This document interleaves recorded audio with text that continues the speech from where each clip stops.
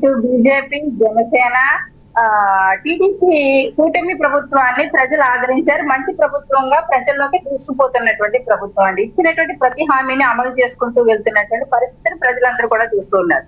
అంటే మేము ఇచ్చిన ప్రామిస్ ఏ రకంగా ప్రజలకి నెరవేర్చుకుంటూ వెళ్తున్నామో, వైసీపీ నాయకులు చేసినటువంటి ప్రతి అరాచకాన్ని కూడా చట్టం తన పని తను చేసుకుంటూ పోతుందండి. కర్మ సిద్ధాంతం అంటారు. కర్మ సిద్ధాంతం నుంచి ఎవరు తప్పించుకోలేరు. 100 తప్పులు చేసినటువంటి 100 గుడ్లు తిన్నటువంటి రాంబందుకి ఒకే గాలువాన అంటారు. అలాగా కర్మ సిద్ధాంతం అనేది దానికి అది అమలైపోతూ ఉంటది. దీని మీద ఏదో కక్షపూరితమైనటువంటి చర్యలు తీసుకున్నారు, కూటమి ప్రభుత్వం కక్ష సాధిస్తుంది అని వీళ్ళు ఎలా పడితే ఎడాపెడా మాట్లాడితే మాత్రం ఆల్రెడీ ప్రజలు 2 చెంపలు కూడా వాయించి పంపించినట్టుగా ఆల్రెడీ పంపించారు. వైసీపీకి 11 ఇచ్చి పంపించినటువంటి పరిస్థితి. కానీ ఇక్కడ వీళ్ళు తెలుసుకోవాల్సింది ఇప్పటికీ కూడా పశ్చాత్తాపం లేదండి. ఒక పేద కుటుంబం అంటే మాట్లాడితే సిట్టి అప్పలరాజు అనేటువంటి వ్యక్తి మాజీ మంత్రి కాబట్టి ఆయన కొడుకు ఏ తప్పు చేసినా సరే గాని అది సమర్థిస్తున్నారు. జగన్మోహన్ రెడ్డి గానే చూసాం, చిన్నపిల్లాడు చిన్నపిల్లాడిని తీసుకెళ్లి జైల్లో పెడతారా అనేసి. చిన్నపిల్లాడు చాక్లెట్ దొంగతనం చేయలేదు,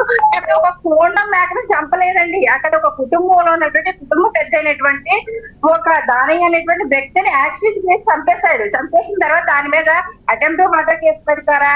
అది ఇదని మీరు చెప్తున్నారు. అంటే పోలీసులు కూడా ఏ కేసు పెట్టారు? మన అటెంప్ట్ మర్డర్ కేసు పెట్టడానికి కేసులు మీరు తప్పించారు కాబట్టి నిజంగా మానవత్వం ఉన్నటువంటి వ్యక్తులు అయితే కనుక వెంటనే వెళ్ళి సిరి అప్పలరాజు అనేటువంటి వ్యక్తి పోలీసులకి సరెండర్ చేయాలి. తన కొడుకుని సరెండర్ చేసి నా బిడ్డ చేతిలో ఇలా తప్పు జరిగింది అనాలి.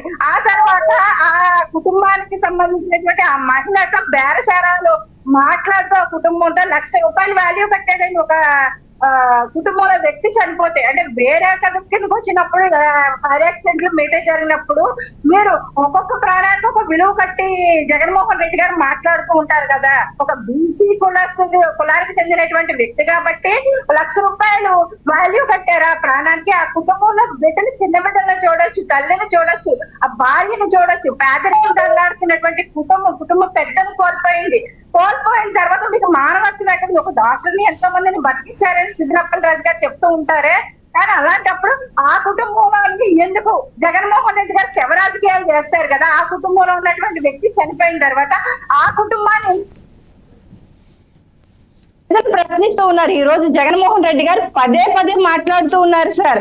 అనేక మార్పులు చిన్నపిల్లాడు అంటే ఇంట్లో చాక్లెట్లు ఇచ్చి కూర్చోబెట్టుకున్నది, వీడియో గేమ్ ఆడించుకొని ఇంట్లో కూర్చొని అంతే కదా తప్ప ప్రజల్లోకి ఎలా పడితే అలాగా బైక్లు ఇచ్చేసేసి లేకపోతే బుల్లెట్లు ఇచ్చేసి పంపించేసి అక్కడ ప్రాణాలు కోల్పోయిన తర్వాత మీలో మానవత్వం అనేది మేల్కోకుండా ఈ రోజు ఒక బీసీ కార్డుని తీసుకొచ్చి మాట్లాడుతున్నటువంటి పరిస్థితి. అంటే క్రిమినల్ కి ఎక్కడ కులం సార్, ఏ కులం అన్నా అవనివ్వండి, అది కులం కార్డు వాడడం అనేది జగన్మోహన్ రెడ్డి గారికి అలవాటు అయిపోయింది. అమ్మట్రాజు అరుస్తూ తప్పులు చేస్తాడు, అక్కడ కులం కార్డు వాడతాడు.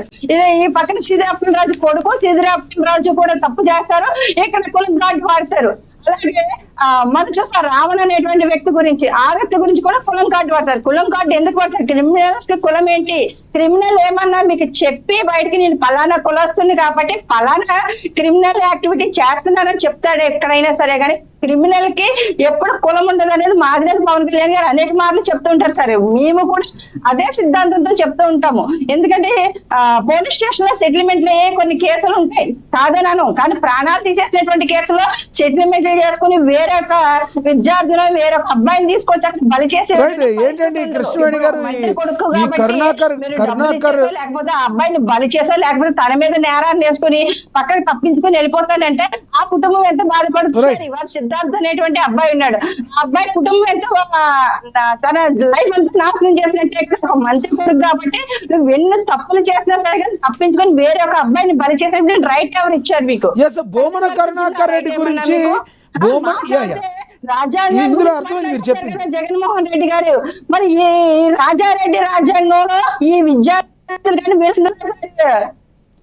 ఇప్పుడు పరిస్థితి నుంచి మేల్కోవాలి.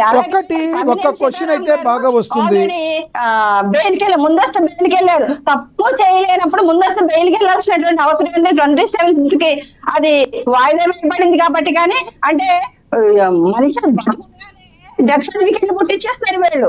సార్ వీళ్ళ క్రుయాలిటీ ఎలా ఉంటుందంటే, ఐఏఎస్ శ్రీలక్ష్మి గారి కథే జీవిత వృత్తాంతమే చాలా మంది అధికారులు కూడా తెలుసుకోవాలి. ఎందుకంటే లాస్ట్ ఆవిడ రిటైర్మెంట్ టైం వరకు కూడా ఆమె ఎంత నలిగిపోయింది, ఒక రాజశేఖర రెడ్డి అనేటువంటి వ్యక్తి చేసినటువంటి ఒక అక్రమాల వల్ల. అది ఒక ఐఏఎస్ అధికారి బలైపోయినటువంటి పరిస్థితి. తర్వాత జగన్మోహన్ రెడ్డి గారు వచ్చిన తర్వాత ఎంతమంది ఐఏఎస్ ఐపీఎస్ బలైపోయారు అన్నది కూడా రైట్. వేరే టాపిక్ వెళ్తుంది. ఒకటి కృష్ణవేణి గారు ఒకటి చెప్పండి. ఇప్పుడు ఏదైతే భూమన కరుణాకర్ రెడ్డి మీద కూడా అనేక ఆరోపణలు వస్తున్నాయి. మీ నేత, మీ జనసేన నేత కిరణ్ రాయల్ కూడా దీని మీద కొన్ని కమెంట్స్ చేశారు. ఒకసారి కిరణ్ రాయల్ బయట చూద్దాం.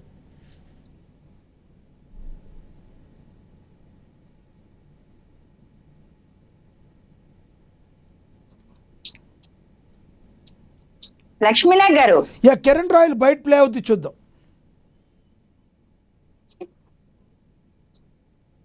లక్ష్మీనాగ్ గారు, కిరణ్ రాయల్ బయట ప్లే చేయండి. రైట్.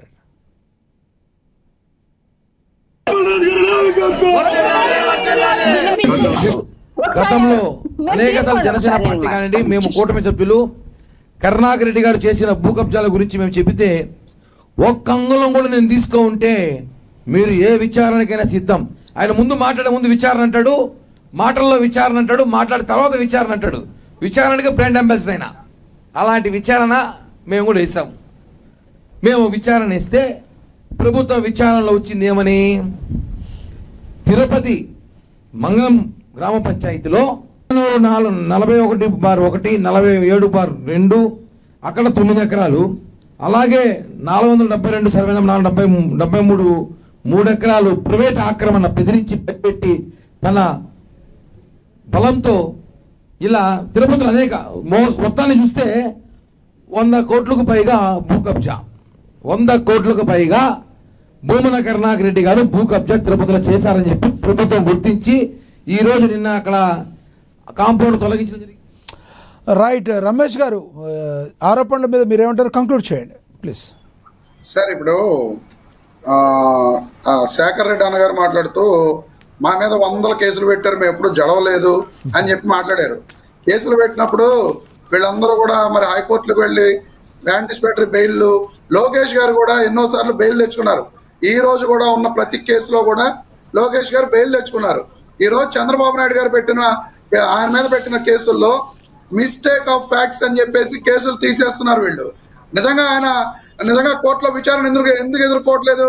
నిజంగా ఆయన సచ్చీలుడు అయితే నేను కోర్టులోనే కడిగిన ముత్యంలాగా బయటకు వస్తానని చెప్పి అదే కోర్టులో ఆ కేసుల్ని కంటిన్యూ చేసి జడ్జిమెంట్స్ ఆయన గనక అనుకూలంగా అయింది, తప్పు లేదు అని వస్తే చంద్రబాబు నాయుడు గారైనా లోకేష్ గారైనా సచ్చీలుడు అని చెప్పుకుంటారు.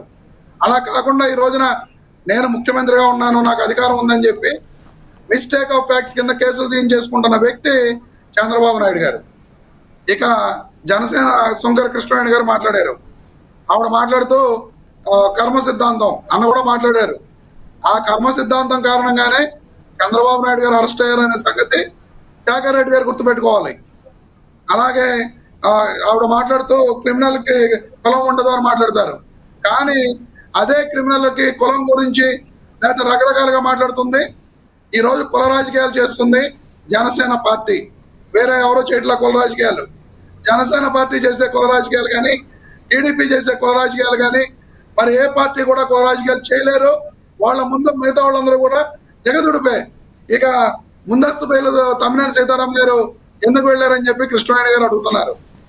మీరు అక్రమంగా అన్యాయంగా కేసులు కట్టి జైళ్లలో పెడదామనుకుంటే మాకు న్యాయస్థానాలే ఉన్న ఆప్షన్ కాబట్టి ఆ న్యాయస్థానాల ద్వారా న్యాయం జరుగుద్దనే ఉద్దేశంతో ముందస్తు బెయిల్కి వెళ్తారమ్మా కృష్ణవేణి గారు.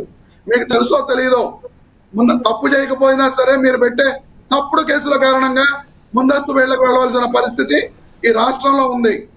అరవ శ్రీధర్ జనసేన పార్టీ నుంచి పాప 5 సార్లు అబార్షన్ చేయించాడు, నన్ను చాలా ఇబ్బందులకు గురి చేశాడు, నన్ను పెళ్లి చేసుకుంటానని చెప్పి మోసం చేశాడు అని చెప్పి ఆ వీణ అనే అమ్మాయి పాప రోడ్ల మీదకి వచ్చి మాట్లాడితే ఈ రోజున మీ నాయకుడు కానీ మీ పార్టీ కానీ అధికారంలో ఉండి కనీసం ఆ రోజు శ్రీధర్ మీద కేసు కట్టించలేదు.